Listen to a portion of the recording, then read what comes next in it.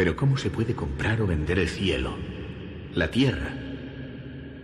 La idea es extraña para nosotros.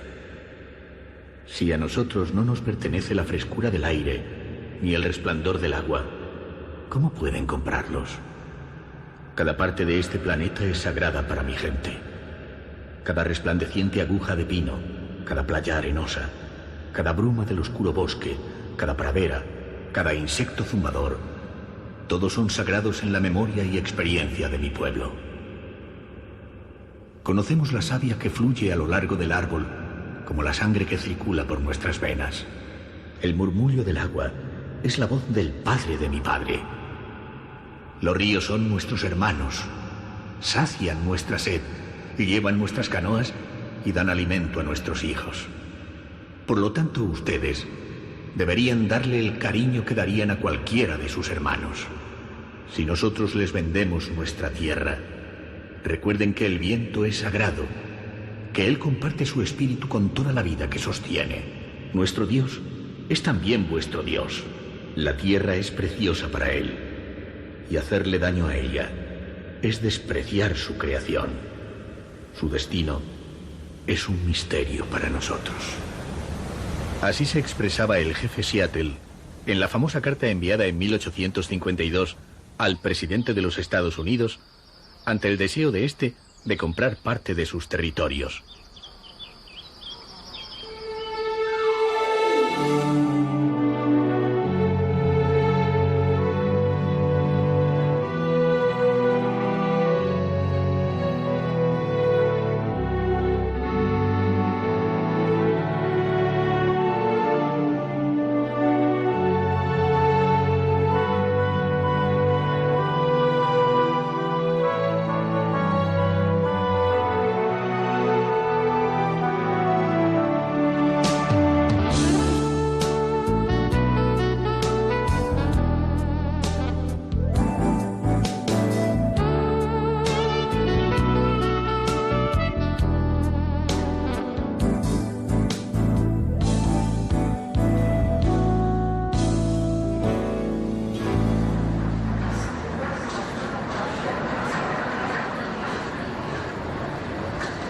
Dicen los viajeros experimentados que muchas veces un viaje resulta según comience.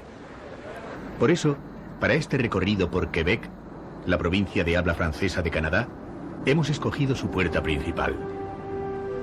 Montreal es uno de los nudos de transporte aéreo más importante de América del Norte, pero es también un buen ejemplo del sueño pionero que animó la construcción de este país.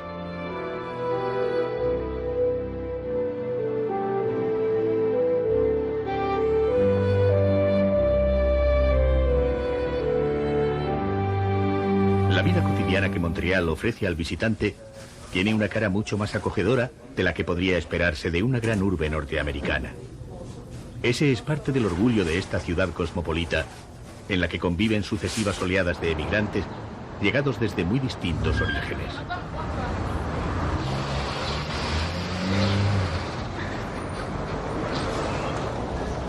Montreal acoge hoy a casi 3,5 millones de personas, pero gracias a un urbanismo eficaz y moderno, esa presencia apenas se deja notar. Ni siquiera en primavera, que es cuando los canadienses se echan a las calles, tras un invierno crudo y riguroso.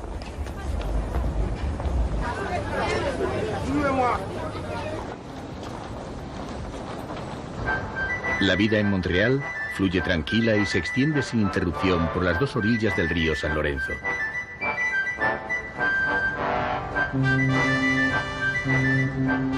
Por este gran curso de agua que desemboca en el Atlántico y que es navegable en casi toda su extensión, comenzaron a llegar, hace más de 4 siglos, los primeros colonos europeos.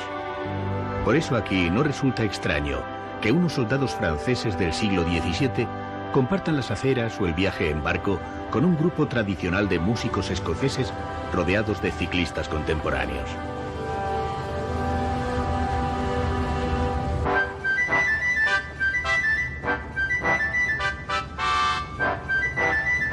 A través del río llegarían la técnica, la cultura y todo aquello que terminó por dibujar el espíritu pionero y emprendedor de los canadienses de hoy.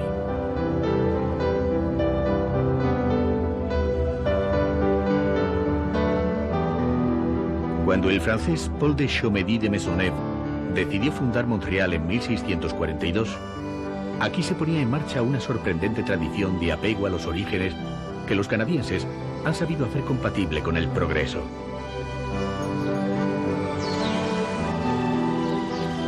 Celebrar el pasado y apostar por el futuro, ambas cosas al mismo tiempo. Ese parece haber sido el secreto de los pioneros que han puesto en pie este país pujante. Así lo siguen haciendo y la fórmula parece darles buenos resultados.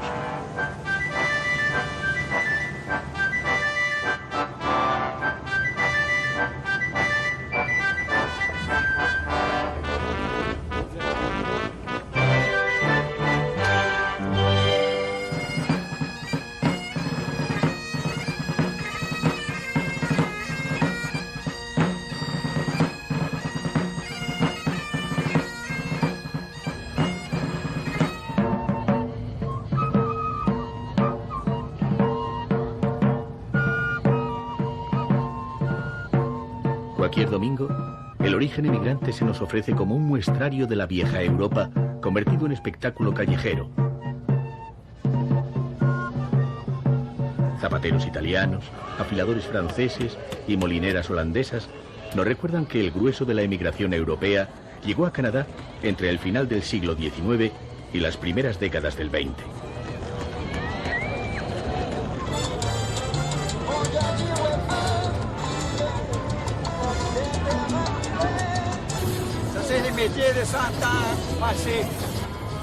Hoy sienten la ciudad como propia, comparten la pasión por los espacios abiertos y todos resultan protagonistas de ese ambiente festivo que se adueña de Montreal durante la primavera y el verano.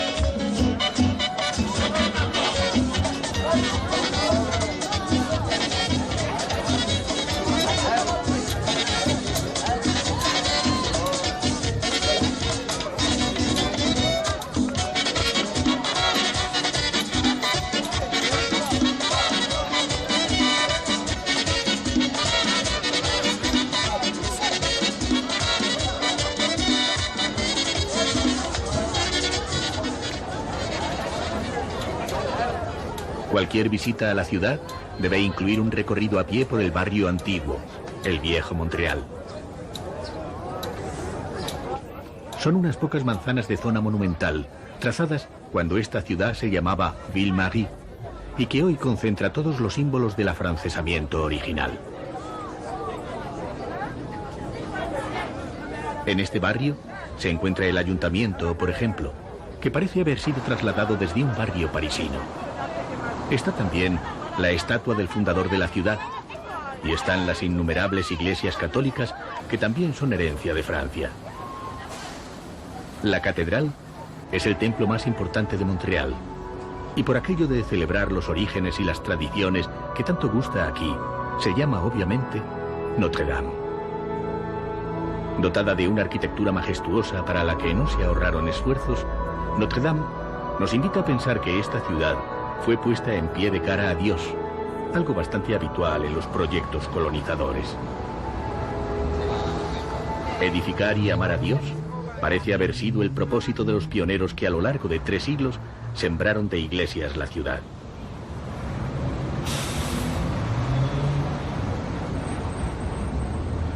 Hoy la religiosidad de los habitantes de Montreal se ha refugiado en el espacio privado y son otras las creencias que irrumpen en las calles. La fe en el progreso y el desarrollo ha resultado tan sólida como para sumar al trazado urbano estos modernos templos de la economía.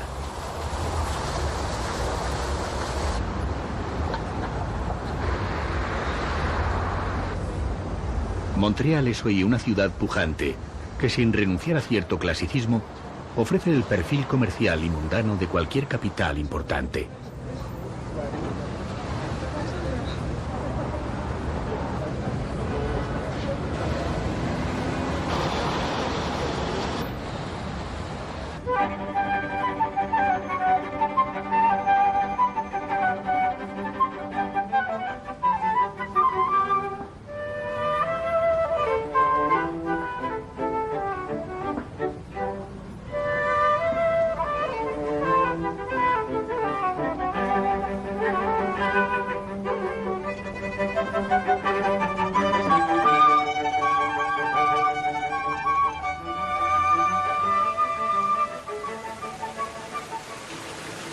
La ciudad subterránea es quizá una de las sorpresas que el urbanismo de Montreal propone al viajero y un buen ejemplo de adaptación al clima riguroso del invierno de la región. Fue construida hace más de 30 años y se trata de una red peatonal de 30 kilómetros de extensión que se conecta con todos los transportes.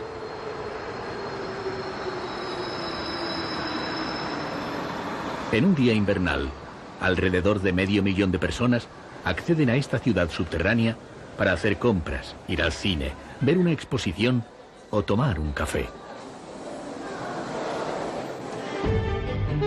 Para seguir con las sorpresas, será obligado subir a la Torre Olímpica, que según dicen es la mayor torre inclinada del mundo.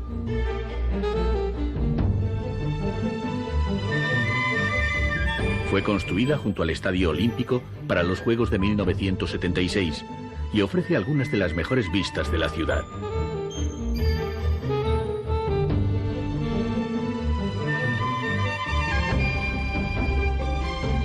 En las mismas instalaciones olímpicas hay otra cita obligada para los viajeros curiosos. Se trata del Biodôme, un parque natural cerrado en el que se han reproducido los principales ecosistemas americanos.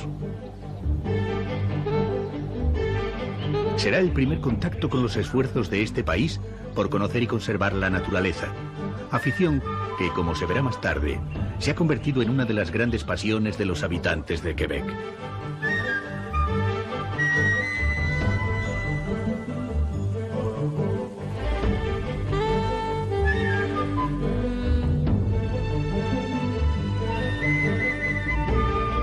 En este caso, se han reproducido la temperatura, la humedad y los suelos de ambientes muy diferentes, hasta lograr que estos escenarios acojan la vegetación y la fauna originales.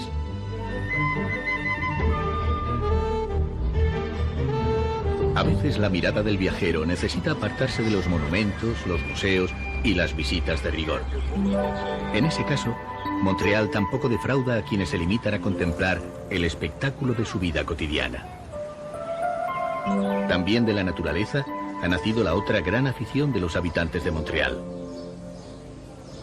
Cualquiera de los muchos mercados de flores de la ciudad se convierte en cada primavera en lugares de peregrinación. Hay quien sugiere que también esta es una tradición heredada del norte europeo, por ejemplo, pero los habitantes de Montreal la viven como una pasión propia y cada año la cultivan sin complejos. El barrio de Mont-Royal también puede resultar una buena alternativa para el viajero que quiera abandonarse al placer de callejear por uno de los ambientes más característicos de la ciudad. Se ha dicho que este es un barrio situado a caballo entre Francia, Holanda y Gran Bretaña. En el callejeo, el viajero también tropezará con otro rasgo característico de Quebec, pero que cobra especial importancia en Montreal. En esta ciudad conviven emigrantes de 80 etnias diferentes. La mayoría se estableció aquí en las últimas décadas, alentados por un sistema estable de libertades y uno de los niveles de calidad de vida más altos del mundo. La convivencia de culturas transcurre sin tensiones y todos parecen aceptar el desafío de vivir y educar a sus hijos en francés, que es la lengua dominante. De ese compromiso ha resultado que Montreal disfrute hoy de uno de los mayores índices de escolarización y disponga de 5 grandes universidades estrechamente vinculadas a la vida económica y cultural.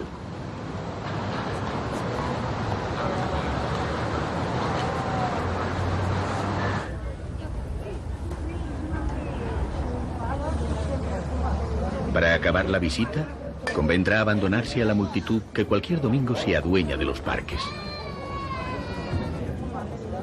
Es una ceremonia amable y festiva que durante el verano transforma los espacios abiertos en escenarios. Se trata de ver y dejarse ver, y entre todos poner en pie el espectáculo de cada fin de semana.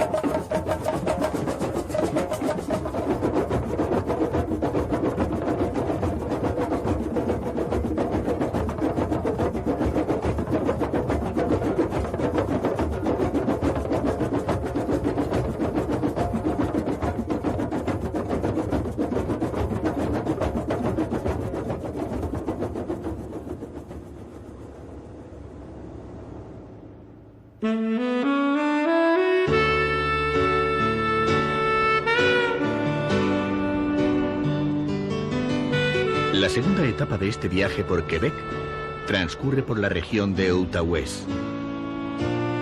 El agua será una presencia constante en este recorrido que iniciamos en la ciudad de Hull.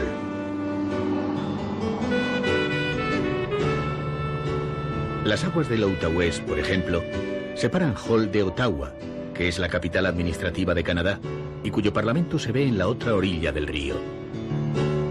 También junto al río se encuentra uno de los mejores motivos para detenerse en Hull. Bajo el diseño futurista de su arquitectura, el Museo de la Civilización acoge la mayor colección de arte indígena canadiense.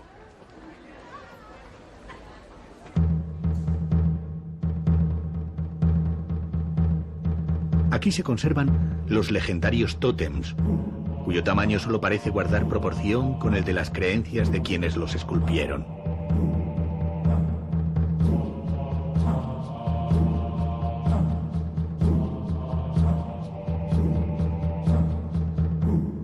Como casi todo el arte indígena, estas son formas religiosas que han expresado una manera original de entender el mundo y de explicar el origen. Los aborígenes creen que el cuervo es el creador del mundo, porque el cuervo es el que trajo una concha gigante llena de humanos al interior. Entonces, cuando este vio la tierra desierta, decidió que la iba a depositar en esta tierra. La abrió y es así que el mundo empezó a poblarse de humanos. También este tren propone un encuentro con la historia, aunque en este caso es una historia de pioneros y colonos. Fue construido hace casi un siglo, y como entonces, recorre los 40 kilómetros que separan Hull del pequeño pueblo de Wakefield, siguiendo la margen izquierda del río Gatineau.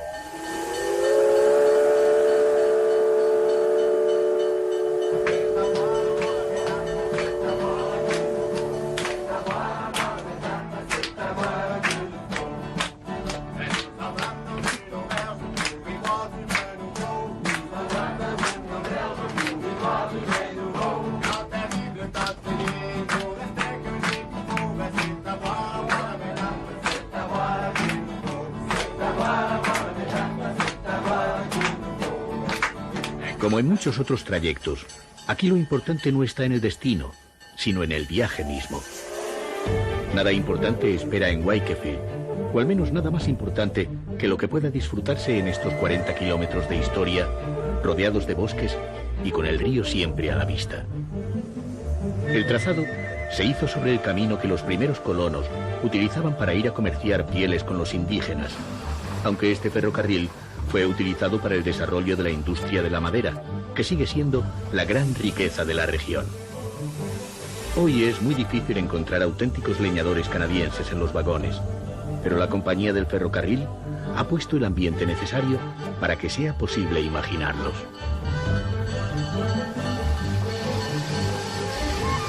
Y al final se llega a Wakefield, que es un lugar tan amable como puede esperarse de cualquier destino histórico. Los antiguos tramperos que vendían aquí sus pieles de castor para hacer sombreros se han convertido a la hostelería. Sin embargo, los empleados del ferrocarril giran la locomotora para regresar a Hull como hace 100 años.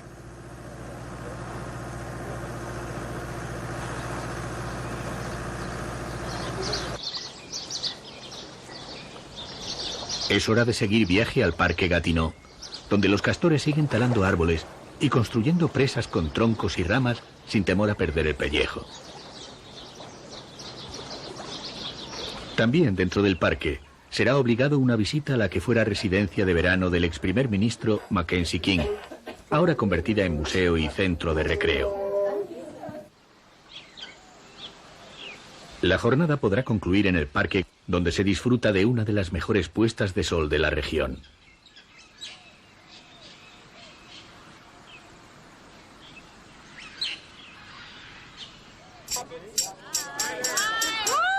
De regreso al río Outaouais, el viajero deberá alejarse de Hull para buscar los rápidos del río. En cualquiera de sus modalidades, los deportes náuticos son una propuesta tentadora y no es necesario ser un experto para animarse.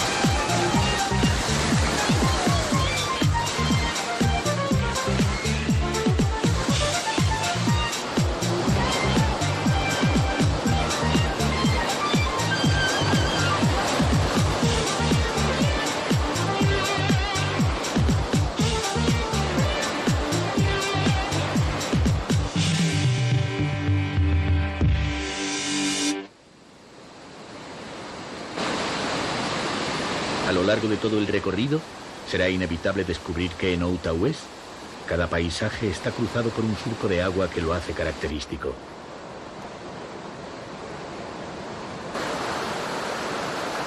Y cuando el hombre interviene, también lo hará en función del agua. Así ocurre con este cinematográfico puente sobre cuyo techo se deslizan al río las nevadas para que la estructura no deba soportar su peso.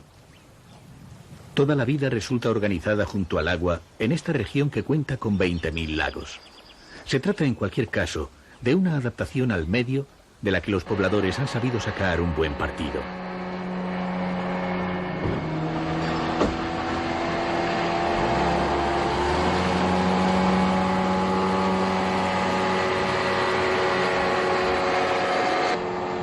Casi al final del trayecto, el viajero se encuentra con el gran espectáculo de la vida salvaje.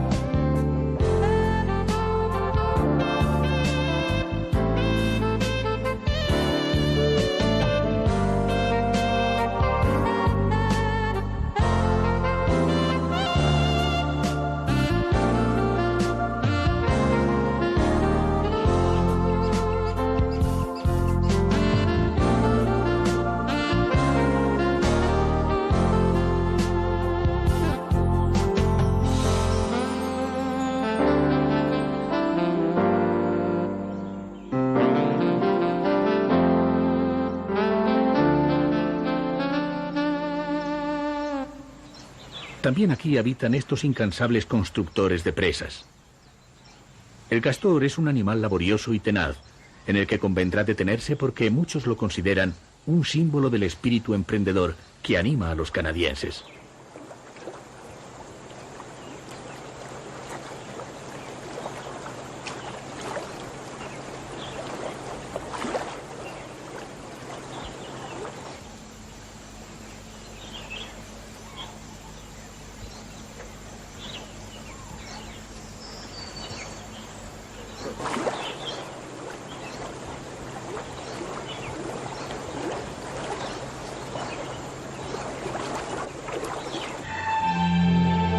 Y no podían faltar los osos, naturalmente, que son el otro gran símbolo de la fauna salvaje del país.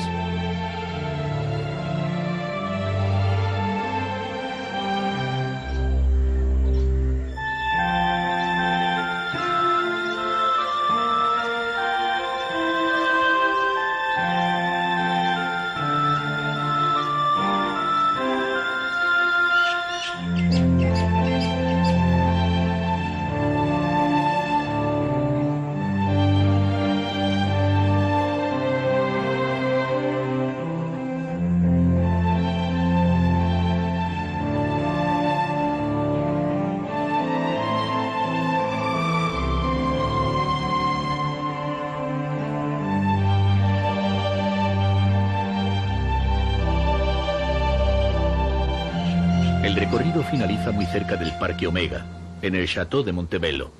Se trata de una monumental construcción de troncos diseñada para que resulte un hotel confortable.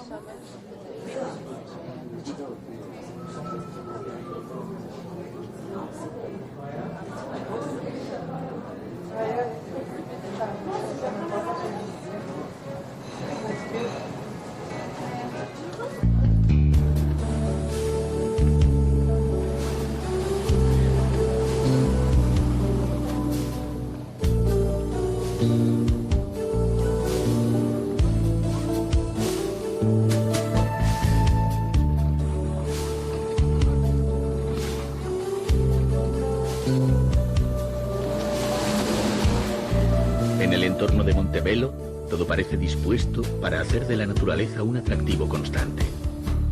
Aquí han logrado que en ningún caso la naturaleza resulte indiferente. Ese es tal vez el mayor mérito de esta región y el viajero se lo llevará como recuerdo.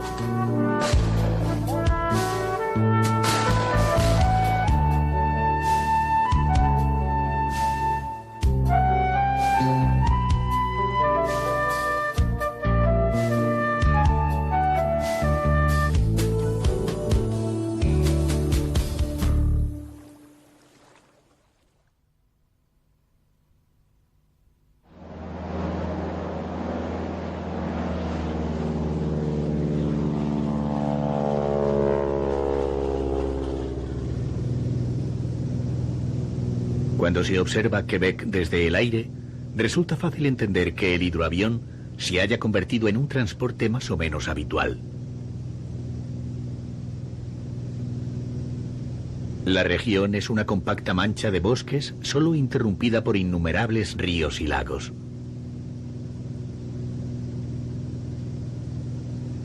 En un lago situado junto al monte Tremblant, acabará precisamente este vuelo, para iniciar el recorrido por las montañas Laurentides.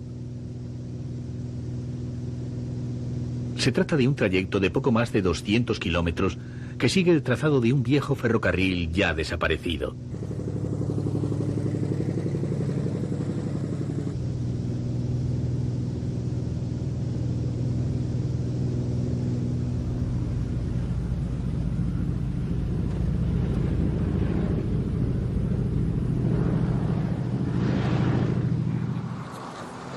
La colonización de las Laurentides y también de esta pequeña ciudad de Mont-Tremblant fue hecha por pioneros de Centroeuropa.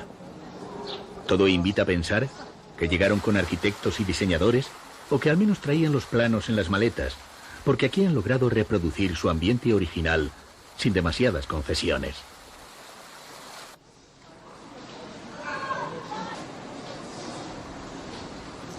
Mont-Tremblant es una villa acogedora y apacible, con una buena oferta hotelera y equipada para cualquier actividad deportiva al aire libre.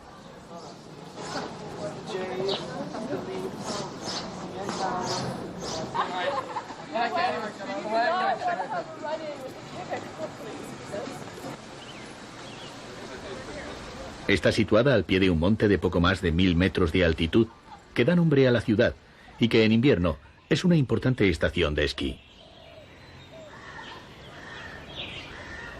En verano, Mont-Tremblant es la cabecera de un original circuito para visitantes dispuestos al pedaleo. A lo largo de 200 kilómetros y sobre las vías de lo que era conocido como Pequeño Tren del Norte, discurre ahora una pista exclusivamente reservada para bicicletas.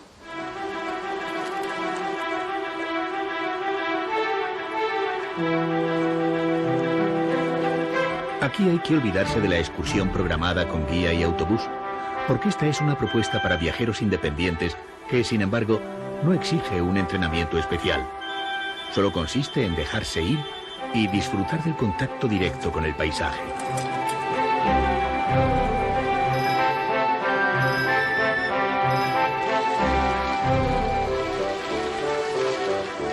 A lo largo del recorrido aparecen las antiguas estaciones del tren, convertidas ahora en restaurantes o lugares de encuentro para ciclistas, pero en las que se ha logrado conservar el ambiente característico.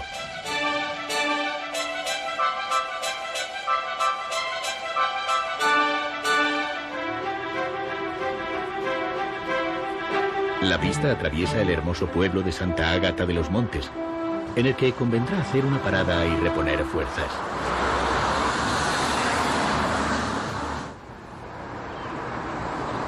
Es una ciudad acostumbrada a recibir ciclistas y en la que estos logran disfrutar de ese raro maridaje entre la influencia europea y la cotidianeidad canadiense.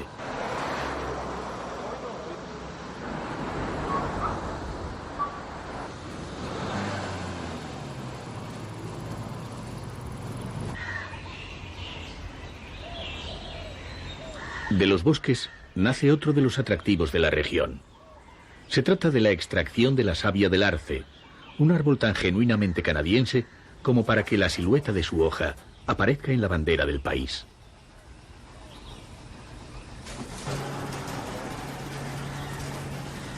Después de un proceso tradicional de elaboración artesana, como el que conservan en esta cabaña de San Faustino, se obtiene el maple o sirope de arce, que se ha convertido en un ingrediente indispensable de la repostería canadiense. Pour faire le sirop d'érable, il faut prendre de l'eau d'érable y la faire bouillir a 104 Para hacer el sirope del Celsius arce pour obtenir hay le que sirop coger la d'érable. savia del árbol y cocerla a 104 grados. Para hacer el dulce que están tomando ahora, se cuece a 114 grados hasta que coge la consistencia y se convierte en caramelo al ponerlo sobre la nieve.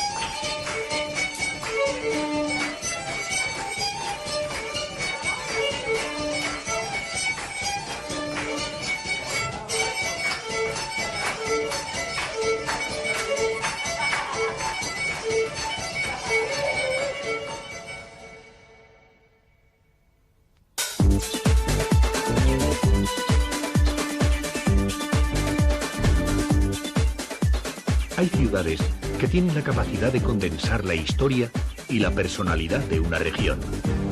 Algo de eso ocurre con la ciudad de Quebec, que es la capital política y el alma cultural de esta comunidad a la que da nombre. Fue fundada por Samuel de Champlain hace casi 4 siglos, en 1608, cuando estableció aquí un puesto de comercio de pieles con los indígenas. Quebec creció durante 1 siglo y medio bajo el dominio francés con el nombre de Nueva Francia, y de ese primer periodo heredó, entre otras muchas cosas, la fortificación militar que hoy la convierte en la única ciudad amurallada de América del Norte.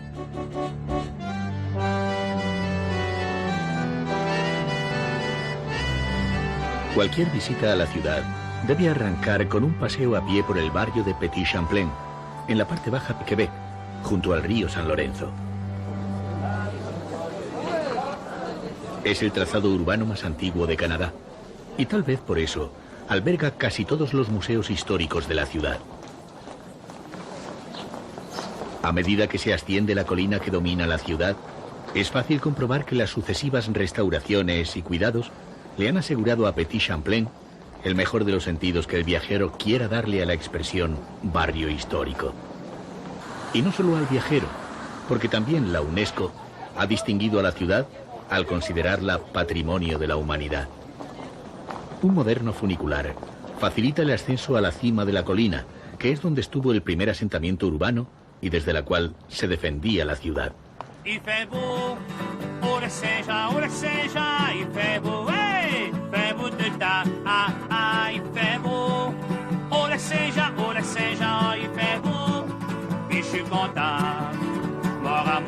En este último escalón del callejeo por el barrio antiguo, el viajero tropezará con el diseño clásico y afrancesado de la Plaza Real.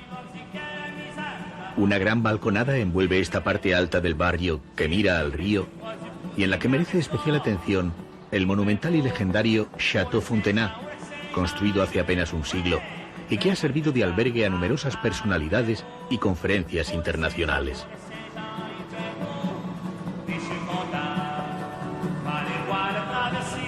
También el río San Lorenzo, a los pies de la ciudad, es escenario habitual para la práctica de deportes náuticos o para iniciar la visita a algunas de las islas del curso medio.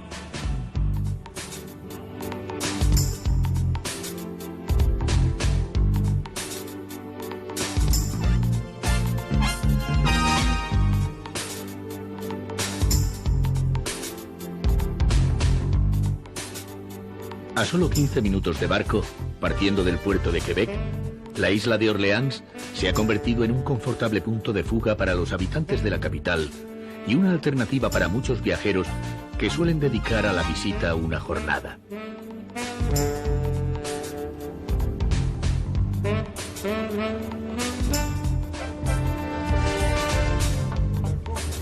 De regreso a la ciudad, el viejo puerto le recordará al viajero que esta ciudad creció mirando hacia afuera, es decir, mirando al comercio, a la emigración y fundamentalmente al antiguo conflicto entre Francia y Gran Bretaña, que tanta importancia iba a tener en la historia de Quebec.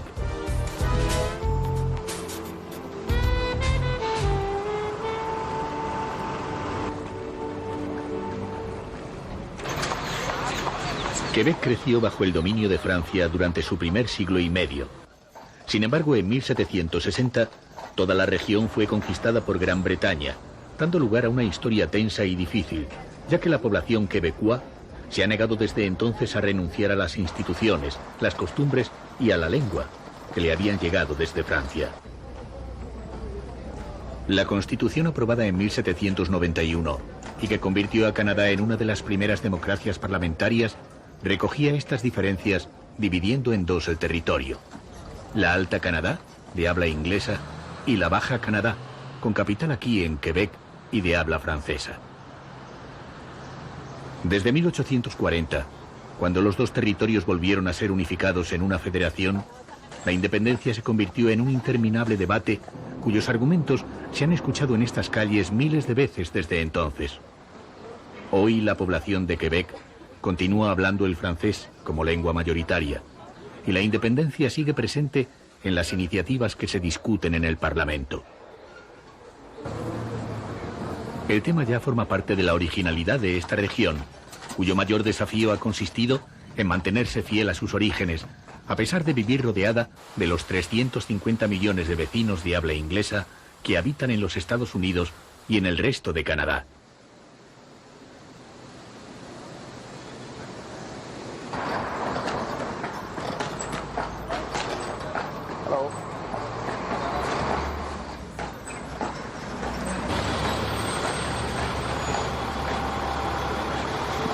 La vida cotidiana de Quebec no refleja las tensiones de su historia y sus debates. Los quebecuas son amantes de la buena vida y cada primavera ganan las aceras para disfrutar de su ciudad.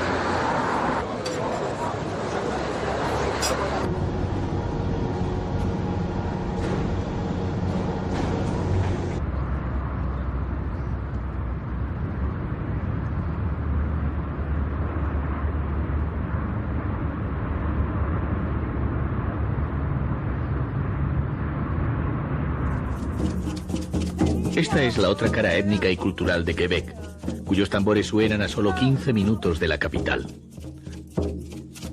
Se trata de un poblado hurón reconstruido que funciona como centro de divulgación y en el que un grupo de indígenas intenta recuperar lo esencial de su cultura.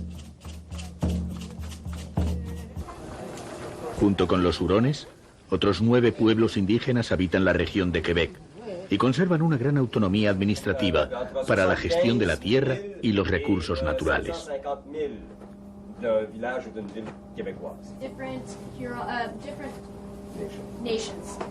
Aujourd'hui, on parle d'une population d'environ 72 000 Indiens au Québec. Le village était construit pour faire visiter. El poblado está construido para ser visitado y mostrar a la gente cómo vivían los americanos en otros tiempos. Además, se ha levantado sobre un poblado hurón y se enseñan todas las habitaciones donde vivían, los animales y los transportes.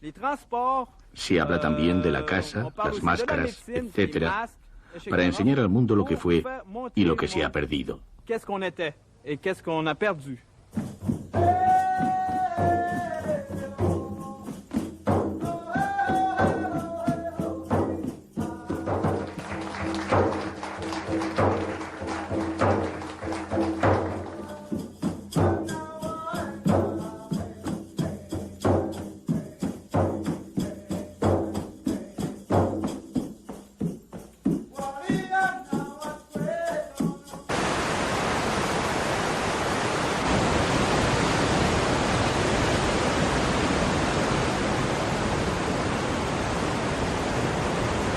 También muy cerca de Quebec, el viajero tiene una cita con la naturaleza.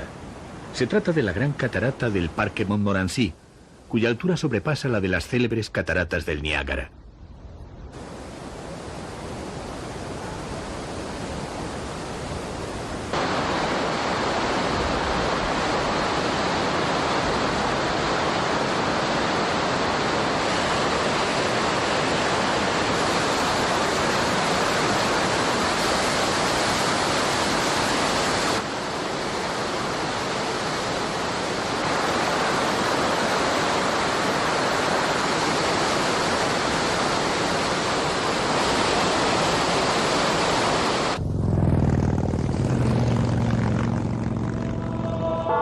El recorrido podrá concluir con una visita a la monumental Basílica de Saint-Anne-de-Beaupré, a la que cada año acuden 1,5 millones de peregrinos.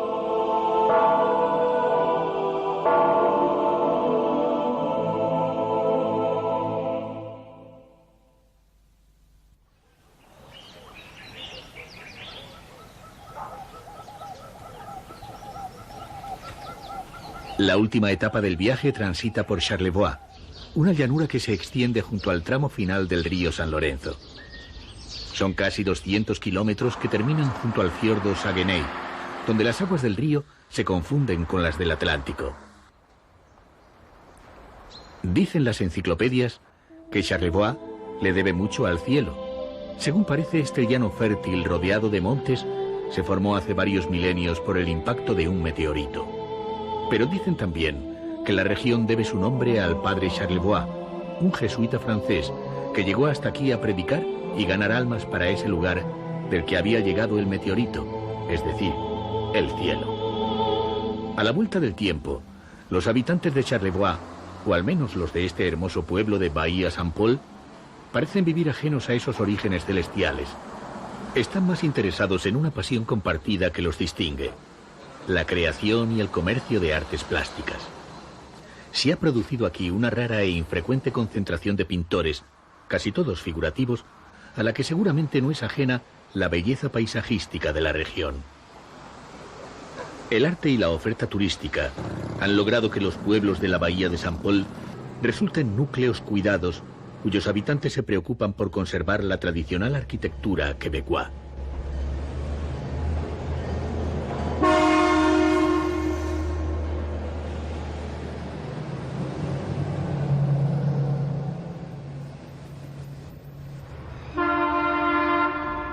Fuera de los núcleos urbanos, la actividad productiva refleja que se trata de una región con riquezas forestales, agrícolas y con recursos piscícolas asociados al río San Lorenzo.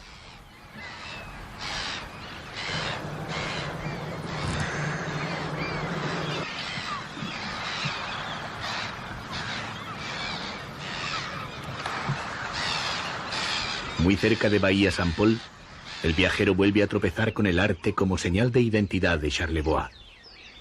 En este caso, son las instalaciones de la escuela du Saint-Forget, construida en un paraje de sorprendente belleza y en la que los alumnos disponen de estas cabinas individuales distribuidas en el parque para los ensayos y prácticas.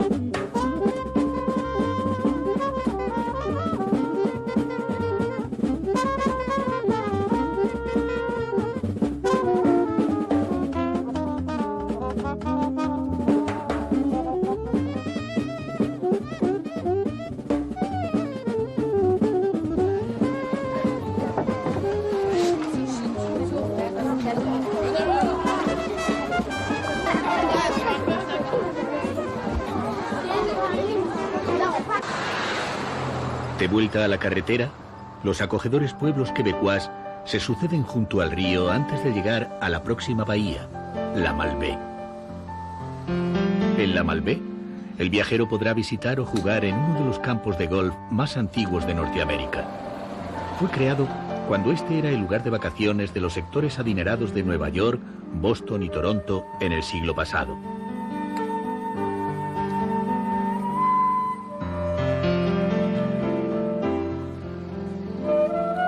La zona disfruta además de un excepcional microclima que permite desarrollar durante muchos meses la afición por la pesca y por diferentes actividades de recreo.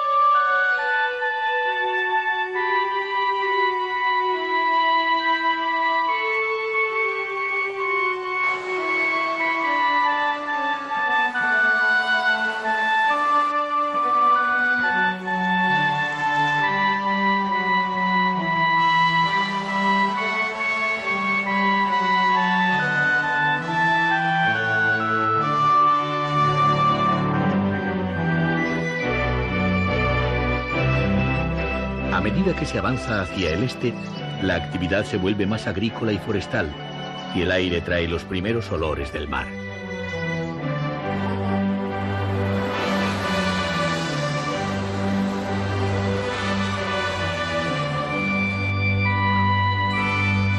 Cuando se llega al fiordo Saguenay, la cercanía del mar será evidente. Una línea de transbordadores sirve para recorrer y atravesar este fiordo, que es el corazón de un parque marino dedicado a la conservación de la fauna original.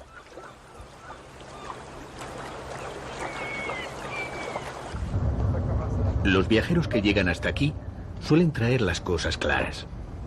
Están dispuestos a pasar una jornada fría y brumosa en mitad del verano, porque la excursión casi siempre tiene recompensa.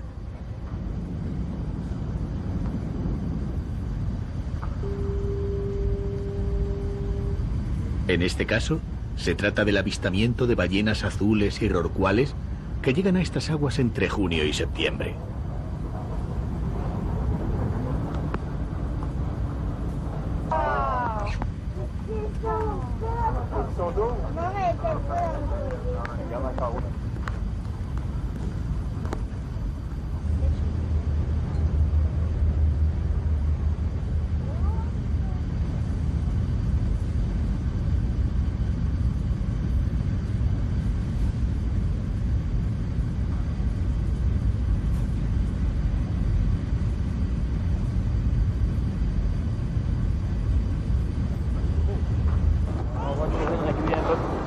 Tras la visita a Saguenay, el viajero deberá regresar sobre sus pasos antes de emprender la última etapa del recorrido.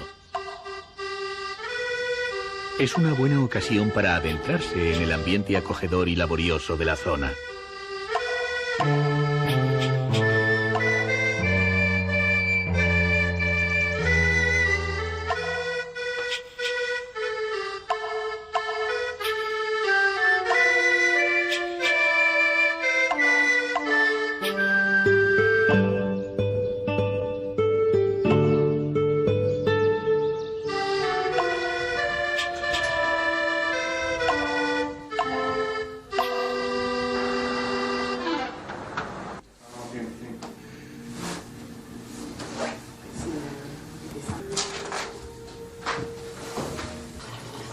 Finalmente, un transbordador de línea nos llevará hasta l'Île aux Coudres, o Isla de los Avellanos, que fue una parada habitual de las primeras expediciones que llegaban a Canadá y en la que concluirá nuestro recorrido.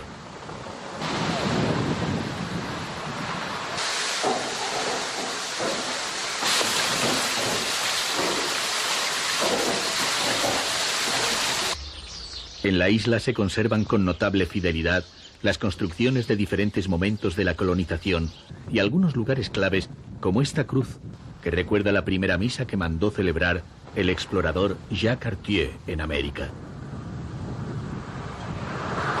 Una carretera de solo 26 kilómetros rodea la isla y favorece el recorrido. Sin embargo, el viajero encontrará muchos motivos que le invitarán a detenerse, como este espectáculo tradicional.